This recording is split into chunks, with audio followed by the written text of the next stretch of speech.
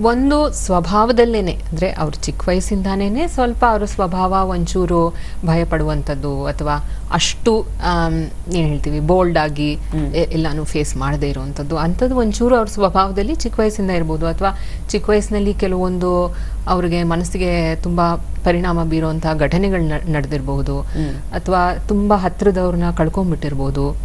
ಈಗ ಈ health anxiety ಎಲ್ಲ ಬರಕ್ಕೆ ಅವ್ರ ಮನೆಯಲ್ಲಿ ಯಾರಿಗಾರು ತುಂಬಾ ಹತ್ರದಾಗಿರೋರ್ಗೆ ಸ್ಟ್ರೋಕ್ ಆಗ್ಬಿಟ್ಟಿದ್ರೆ, ಹಾರ್ಟ್ ಅಟ್ಯಾಕ್ ಆಗ್ಬಿಟ್ಟಿದ್ರೆ, ಅದನ್ನ ಅವ್ರು ತುಂಬಾ ಹತ್ರದಿಂದ ನೋಡ್ಬಿಟ್ಟಿದ್ರೆ ಆ ತರ ಟೈಮಲ್ಲೂ ಕೂಡ ನಮಗೂ ಆಗ್ಬೋದು ಅನ್ನೋ ಒಂದು ಭಯ ಶುರು ಆಗ್ಬಿಡುತ್ತೆ.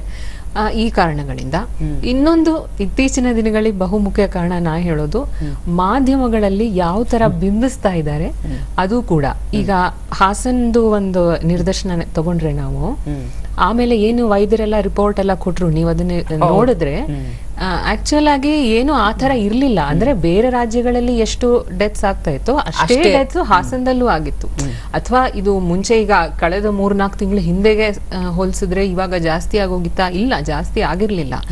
ಆದ್ರೆ ಯಾವಾಗ ನಾವು ತುಂಬಾ ಅದ್ರ ಬಗ್ಗೆ ಗಮನ ಕೊಟ್ಟು ಅಟೆನ್ಷನ್ ಕೊಟ್ಟು ಅದನ್ನೇ ಒಂದು ದೊಡ್ಡ ವಾರ್ತೆಯಾಗಿ ಬಿಂಬಿಸ್ತಾ ಹೋಗ್ತೀವಿ, ನೋಡ್ತಾ ನೋಡ್ತಾ ಜನಕ್ಕೆ ನನ್ಗೂ ಆಗುತ್ತೆ, ಏನೋ ಆಗ್ಬಿಡುತ್ತೆ ಅನ್ನೋದು ಬಹಳ ಜಾಸ್ತಿ ಆಗ್ಬಿಡುತ್ತೆ.